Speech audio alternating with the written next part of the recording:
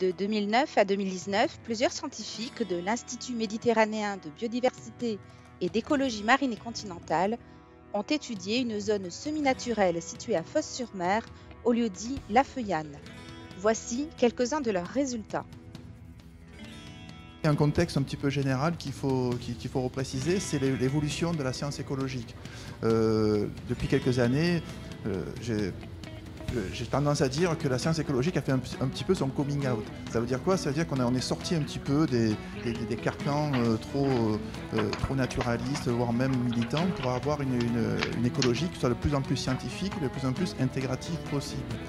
Dans cet esprit-là, encore une fois, qui a été poussé par les plus hautes instances de la recherche, notamment le CNRS, qui a fait tout son possible pour promouvoir une écologie intégrative, une écologie globale, comme on appelle, c'est-à-dire une écologie qui aille de plus en plus vers la compréhension des processus, une écologie qui s'intéresse au fonctionnement, aux fonctionnalités, et surtout qui ne reste pas sur ses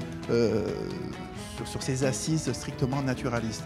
C'est-à-dire, bien sûr, l'approche naturaliste reste quelque chose de très important, même l'essentiel dans l'approche écologique, mais il ne faut pas que ça reste dans un microcosme d'initiés, naturalistes, d'écologues qui seraient trop fixés sur les écosystèmes dits naturels. L'étude que nous avons menée sur la Feuillane permettra d'éclairer, en fait, la richesse potentielle qu'on pourrait avoir sur d'autres sites. Et ça, c'est important. On peut s'étonner pourquoi on s'excite autant sur la Feuillane. La Feuillane, on a tout ça. On a dessous ce qu'on appelle le biseau salé, l'eau salée qui remonte. On a l'eau douce, parce que le paradoxe, sous l'accro, c'est plein d'eau. Donc on a l'eau douce qui arrive. On a ces formations géologiques qui sont assez particulières, issues de l'ancien lit, de l'ancien lit de la Durance qui allait rencontrer le Rhône un petit peu plus bas. Et puis on a les garrigues d'un côté et on a les zones humides. Et tout ça, on le retrouve sur la Feuillane. Sur la Feuillane, on va trouver une ambiance Camargue, une ambiance Garrigue, une ambiance Chênaie Verte, une ambiance Coussou. Et ça, chaque type d'écosystème que je viens de citer sont des écosystèmes qui sont assez exceptionnels au niveau, on va dire, bassin méditerranéen, voire au niveau planétaire, sans trop insister, sans trop exagérer. Nous sommes dans le cadre des mesures compensatoires dans un laboratoire, un véritable laboratoire du vivant. Donc forcément, on travaille dans le monde de l'écologie. L'écologie, on apprend tous les jours.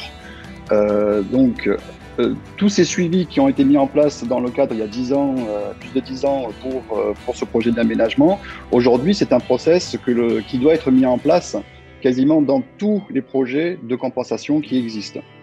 Parce que le suivi de ces mesures de gestion de la compensation écologique pour vérifier donc du coup que ce que l'on propose est pertinent, qu'on va tendre vers la fameuse équivalence écologique perdue, est nécessaire pour alimenter le retour d'expérience pour les futures autres mesures de compensation.